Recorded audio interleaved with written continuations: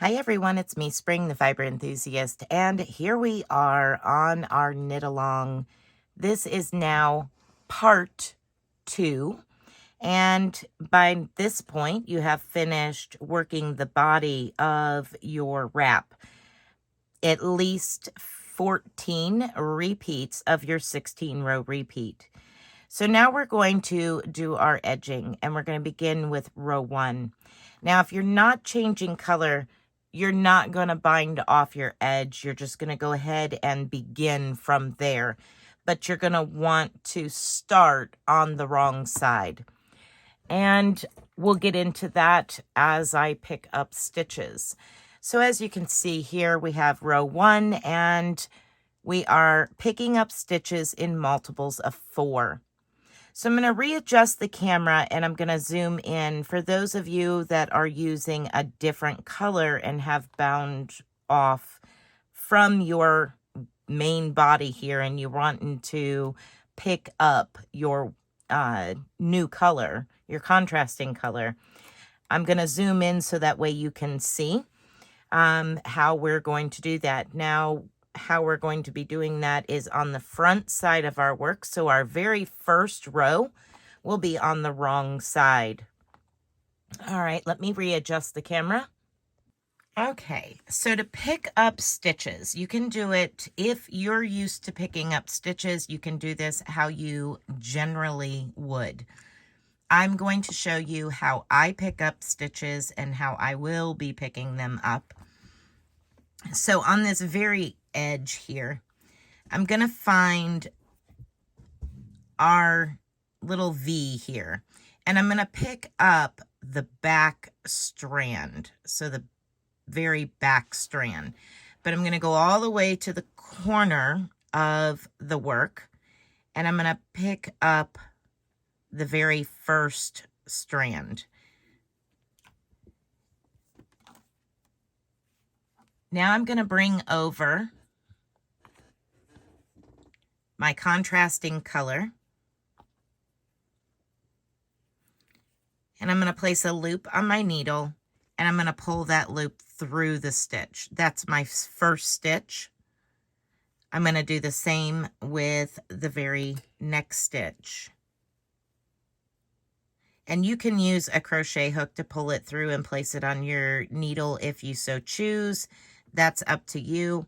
You're going to want to watch your tension as you do this to make sure that you're not getting really loose strands. So you're just going to go across your edge here.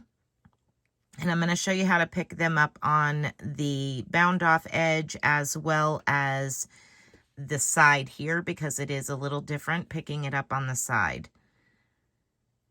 So we're just going to go all the way down the edge here. It's a little more difficult looking through the camera lens than not.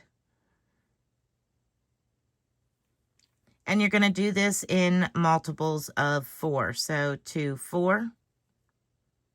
And you can place stitch markers as you go every 4 stitches, just so that way you know you're at 4 stitches, or every, so many stitches, so that way you know you're in multiples of 4 if you choose. So now I have 2 sets of 4. I'm just going to continue working across the edge here, picking up all the stitches and making sure that it is in multiples of 4. Once I have reached the other end, I will come back and we will begin with our edging. Okay, for me, I have picked up a total of 72 stitches.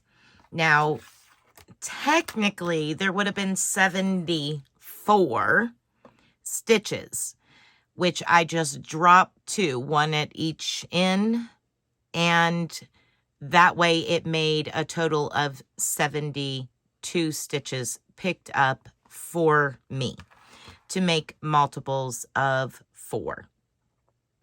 With this style of fringe, it's not going to be noticeable because it's so wavy. Now, I work each side individually. If you so choose, you could go ahead and round the corner and pick up all the way along the edge and then up the other edge and work this in one entire edging all the way around. I personally liked it the way I did it, and I will show you up close and personal what the corner looks like the way I did it. Okay, so here we are on the gray one, and this is my corner, and if I separate it out, you can see that it's two totally independent rows that were worked.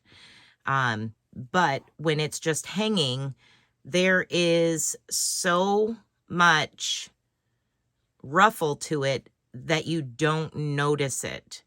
And it kind of like, you know, goes over the top of each other. I like it personally like that myself. If you choose to work it in one complete pass all the way, all three sides, again, that is completely up to you.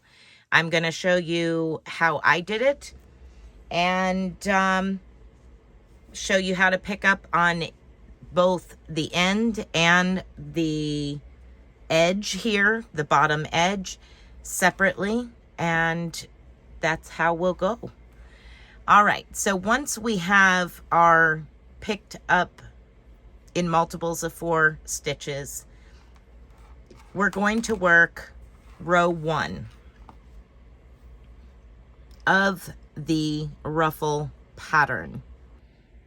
Okay, so now let's work row 1 of our actual ruffle edging pattern. This is a total of 10 rows plus your bind off. They're very quick repeats, so it goes by fairly quick. Row 1 is as simple as it reads. Knit all stitches. So you should be on the wrong side of your work at this present moment. And we're just going to knit all stitches, every single last one of our 72 stitches. That's it.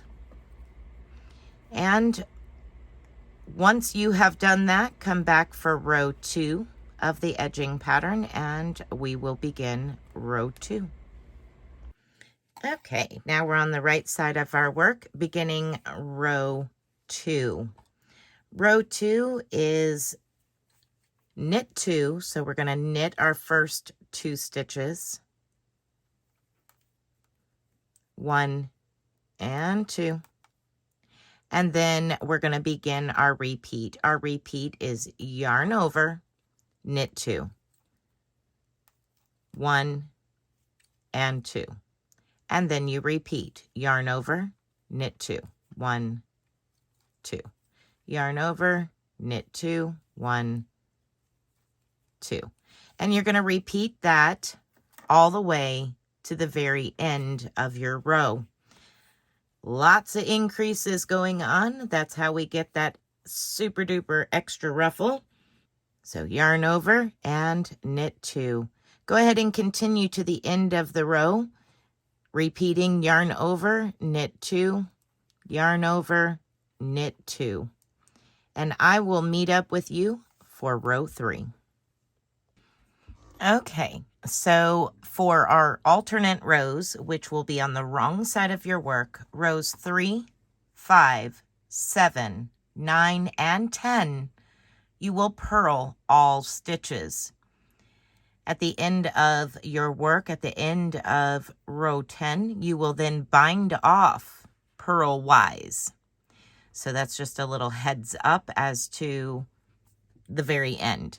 So from this point out, I will be working the front side rows only in the video because all of the wrong side rows will be purl all stitches.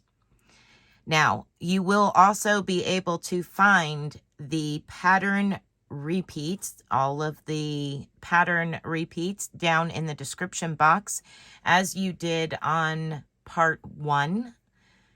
So if you would like to jump over to that area, you can pull that pattern if you want to follow along.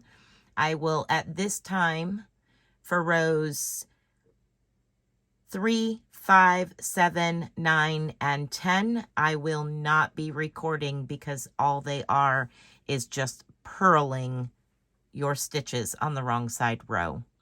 So go ahead and work row 3, and I will meet back up with you for row 4. All right, let's begin row 4. Row 4 is knit 2. So knit your first 2 stitches, 1 and 2. And then we're going to follow with this repeat. This now begins the repeat for the remaining stitches of the row. Yarn over, knit 1, yarn over, knit 2. We'll do that again. Yarn over, knit 1, yarn over, knit 2. Continue with that repeat to the end of row 4, at which point I will meet back up with you on row 6. So again, yarn over, knit 1, yarn over, knit 2. See you for row 6. All right, let's start row 6. Row 6, we're going to knit our first 2 stitches as we have been every row. And then we begin our repeat.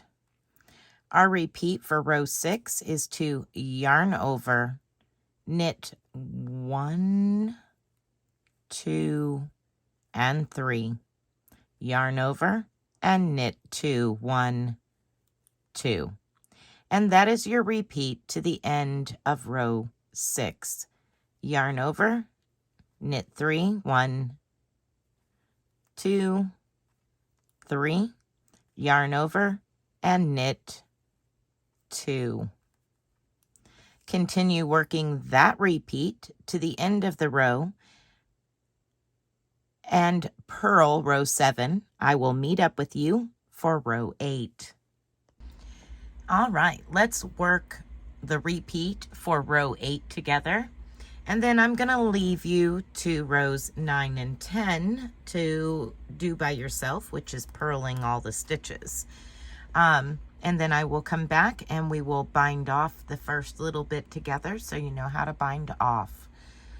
So for row 8, we're going to start with knitting the first 2 stitches as we have been doing.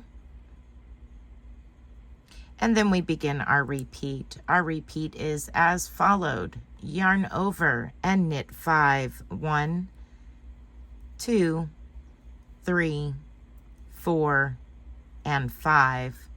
Yarn over and knit 2. Let's do that again. Yarn over, knit 5, 1, 2, 3, 4, 5.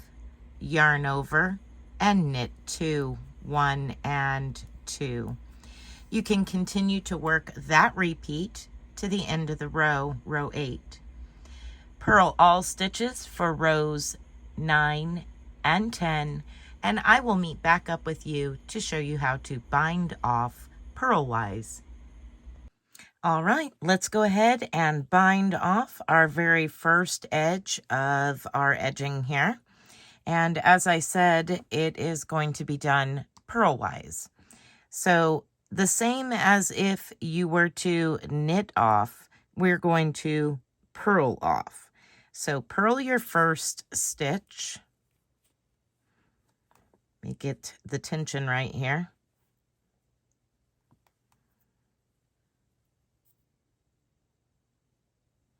Purl your very first stitch and then purl your next stitch. All the stitches will be purled. And then you just do your jump over like that. So we go purl and then pass. Purl and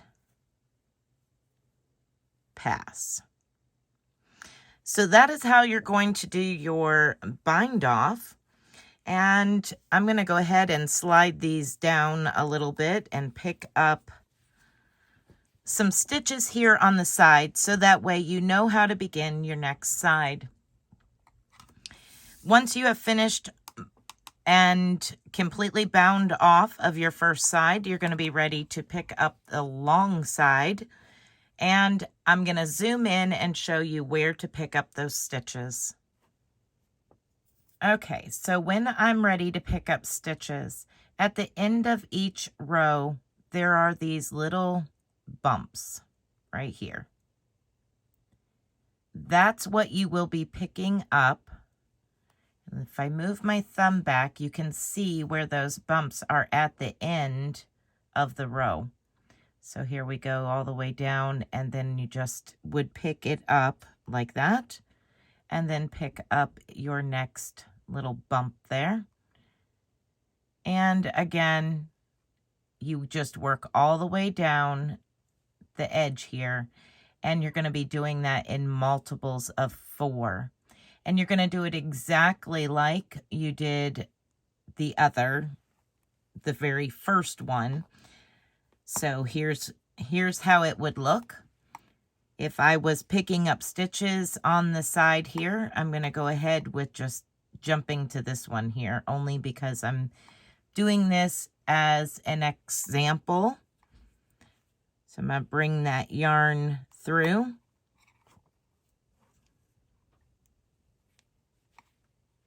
And then I would go to my next one and pull that yarn through.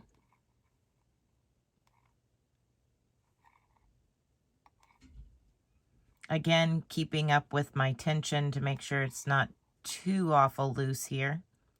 And you're going to do this on the right side of your work. So just pick up your stitches all the way down. I skipped one there, as you see. Again, this is just an example. I will be doing the actual pickup of my stitches once I have completed binding off the very first one. But I wanted to go ahead and give you an idea as to how you're going to begin the next side here. So the longest part of your wrap is the next part that you will be picking up stitches. And then you will work the pattern exactly as we did for the beginning edge here, the very first edge that we worked together. I hope that you have enjoyed working on this Lots of Hugs wrap and our first knit along for this channel. Please share your finished and works in progress with us here on the channel by either adding them in an email to me or Instagram and tagging me in it. Also using the hashtag Lots of Hugs wrap KAL. So that would be Lots of Hugs wrap and KAL. That's all grouped together. Plus also hashtagging myself in it. Hashtag Spring the Fiber Enthusiast. And that way I can see your work. You can also share them on our Facebook group if you would like. And if you have a channel with content and you share it, please tag me in it so I can see your finished work. I would absolutely love to see it. Be blessed. Be a blessing. Thank you for knitting along with me. And until next time, bye for now, everyone.